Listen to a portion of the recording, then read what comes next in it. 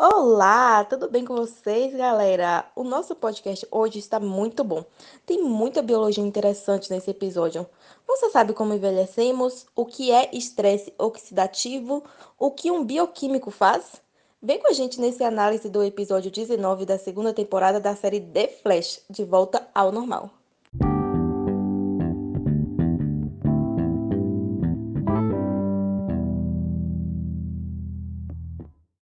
O episódio começa com Barry Allen com a vida normal. Sem poderes, ele tem que viver como uma pessoa comum, ou seja, acordar, organizar essas coisas, pegar o transporte e ir trabalhar, dar conta de todo o trabalho e voltar para casa. Segue neste ciclo um dia após o outro. Qual é o resultado para Barry Allen? E para a gente também? Tédio. Eu entendo que o tédio é um sentimento que vem quando nossa vida aparenta estar meio sem graça, sem aquele neurotransmissor que amamos, a adrenalina. E também quando estamos nesse ciclo de repetição. E você, Karine e Daniel, o que entedia vocês? Bom, eu sempre fico bastante entediado em filas, quando tem que esperar o ônibus, em bancos, lotéricas, em algumas aulas que parece que não acabam nunca, em lugares que eu sei que vai ser demorado. Mas eu sempre levo meus fones ou algum joguinho para passar o tempo. Oi, Joy. Como eu sou uma pessoa bastante ativa, gosto de executar uma tarefa atrás da outra e me entusiasmo com pequenas coisas, eu não consigo nem sentir o tédio. Termino uma coisa e logo eu já invento outra assim, né? Eu não sei se isso é bom.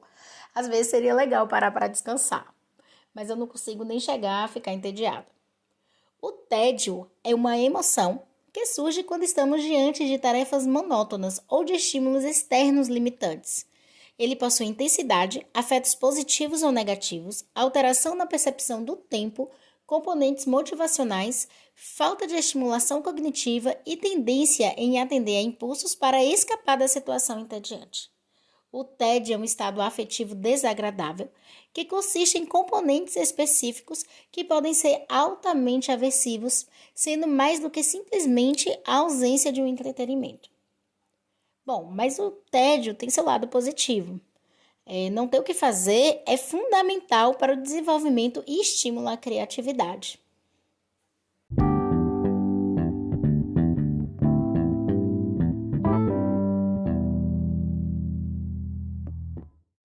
Como eu adoro física, não resisto em comentar aqui a física desse episódio. O poder do Meta-Humano nessa semana foi o do vilão Griffin Grey, que tem super força. Ele aparece no episódio parando a van de Wells e o sequestrando.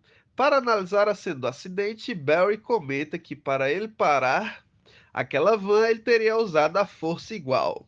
Então lembrei da força de ação e reação naquela cena.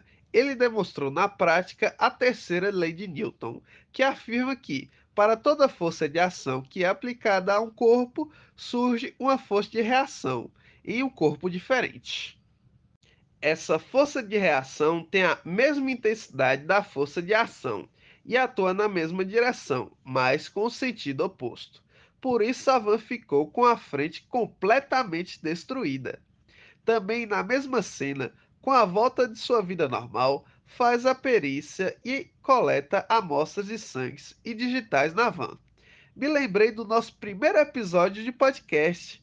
Quer saber mais sobre o assunto? Volta lá no episódio 1 da nossa série de podcast. Bom, como adoramos o tema CSI, desenvolvi um jogo do Flash no Scratch. São dois desafios envolvendo T-Flash e investigações com análise da digital e amostras de sangue. Já quer jogar? Logo estaremos lançando no nosso canal no YouTube. Outro poder que o Griffin Grey possui é o envelhecimento. Toda vez que ele usa força, envelhece de maneira rápida e a série adora soltar vários conceitos nos diálogos. É genes mutantes, estresses oxidativos, miostatina funcional. Até uma piada com Blueberry, Joe West fez, pois nós fomos pesquisar todos esses conceitos e entender o que acontece com esse vilão ou com a gente, senão meta-humanos. Karine, por que envelhecemos? Ainda não existe uma resposta exata para essa pergunta, justamente porque o fator envelhecimento não se resume em morte, e sim nas pequenas mudanças celulares que fazem o corpo já não resistir tão bem às mudanças com o tempo. Mas o primeiro sistema a sofrer a interferência do tempo é o sistema nervoso.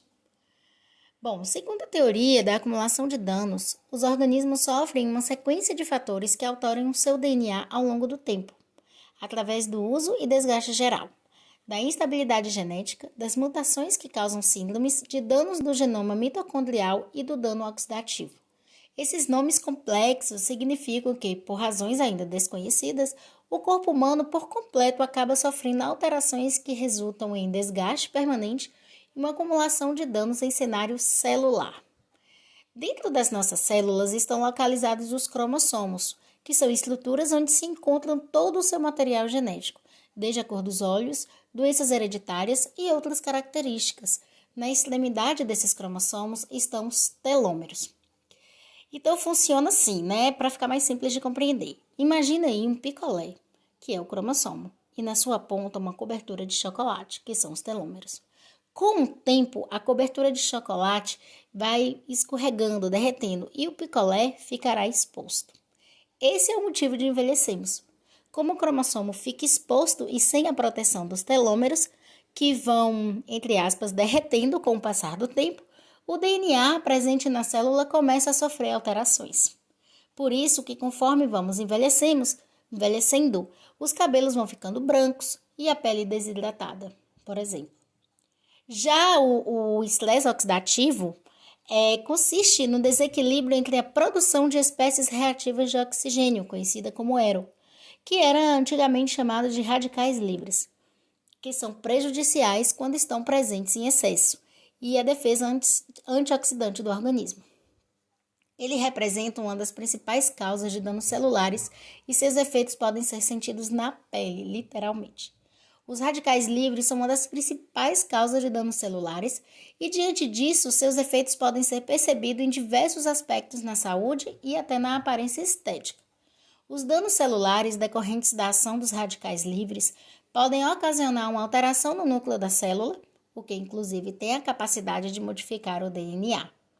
Ainda, o estresse oxidativo pode contribuir com o enfraquecimento do sistema imunológico e predispor ao surgimento de diversas doenças, como artrite, arteriosclerose, catarata, entre outras. Bom, no laboratório STAR, a hipótese é que o envelhecimento lá do Griffin é que foi o estresse oxidativo, o gene mutante, mas também eles falam de uma miostatina funcional que sumiu. Então, o que essa miostatina dá? A miostatina, conhecida também como GDF8, é uma proteína presente no músculo esquelético no período embrionário. E na fase adulta, ela consiste em regular o crescimento molecular esquelético, através de uma interação com o receptor activina 2B, pela junção da miostatina com um polipeptídeo. A principal função da miostatina é restringir o crescimento do músculo, mantendo quiescentes as células satélites. A partir do momento que o músculo sofre alguma lesão, as células satélites migram para substituir as células lesionadas. Sem a miostatina, o freio que atua sobre as células satélites poderia ser eliminado e as células musculares proliferariam. Quanto ao uso da miostatina nos esportes, a divulgação dessa proteína trouxe diversas reações em diferentes segmentos na área da saúde. Os atletas amadores e profissionais notaram a possibilidade de usar os bloqueadores da mesma para extrapolar o desempenho nos exercícios e a responsabilidade do treino, atingindo o máximo da capacidade humana. Alertamos aqui que antes de utilizar essas proteínas vendidas em lojas, que procure um profissional. Elas podem ter efeitos nocivos à sua saúde. Por falar em saúde, ainda não foi descoberto nenhum remédio que impeça o desgaste dos telômeros, aquela extremidade do cromossomo que a professora Karine comparou à cobertura de chocolate. Mas, seguindo a lógica da evolução, humana, conforme temos hábitos saudáveis, é possível estender a qualidade de vida. Para garantir mais saúde no seu dia a dia, é necessário manter-se ativo fisicamente, ter uma alimentação saudável, prevenir-se contra quedas e doenças, entender seu estado de saúde, ter uma rotina de sono, manter relacionamentos saudáveis, exercitar o cérebro diariamente, reduzir o estresse, ter momentos de lazer e olhar o envelhecimento sem pesar. E a piada do Joe West sobre ele comer blueberry? Não entra aí nessa lista, não? Ah, sim! Embora seja mais conhecido por melhorar a visão, há relatos de que o blueberry ajuda a baixar o nível de açúcar no sangue, tem efeitos anti-inflamatórios, ajuda a controlar o colesterol ruim e reduz o estresse oxidativo. Hashtag fica a dica, hein? Ah, tem muita coisa interessante nesse episódio. Eu fico assim, super motivada, sabe? A Caitlyn solta sua sósia na Terra 2 da prisão de Carbino.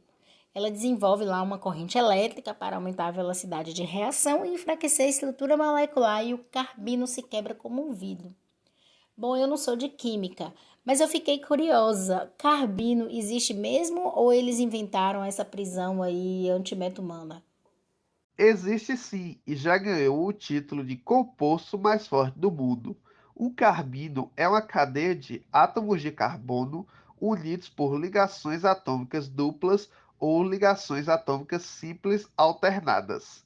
Essa estrutura torna o carbino um material verdadeiramente unidimensional, ao contrário do grafeno, que possui as dimensões em cima e embaixo e dos nanotubos que tem um dentro e um fora, que também são materiais bem resistentes. O carmino é 3 vezes mais forte que o diamante. Agora eu não sei se eu puxo mais um assunto antes de encerrar esse podcast. A filha de Wells da Terra 2 é ser bioquímica, assim, do nada ela é bioquímica, tem 5 formações, sabe? Deixa lá 4 guardadas, porque se precisar de uma outra profissão na série, ela tá lá, de paraquedas. Enfim, tem um negócio também que para o Wells localizar ela, né, a Jess, ele usou zona mortes celulares, que tem frequências diferentes da Terra. Eu, eu acho que isso é pura ficção, nunca ouvi falar isso. Para mim é um nome bonito que a série inventou para localizar a menina, sabe? Não sei. O que vocês acham? E aí, Dan e Joy, vocês têm vontade de ser bioquímicos? Nessa mistura aí da biologia com a química e tal. O que vocês acham? Olha, Karine, eu estou com você, viu? Eu acho que é só um nome bonitinho ali que inventaram, ficção da série mesmo. E sobre querer ser ou não bioquímica, eu nunca tinha pensado a respeito, mas é uma profissão, assim, bem interessante mesmo. No entanto, eu vou rever isso futuramente no meu catálogo de profissões. E sim, gente, eu tenho um catálogo de profissões, tá? Porque se A não deu certo, eu passo pra B. Se a B não deu certo, pra C. Se a C não deu certo, tem a D também. Recomendo muito isso. Pra que um plano A e B? Você pode ter o alfabeto inteiro.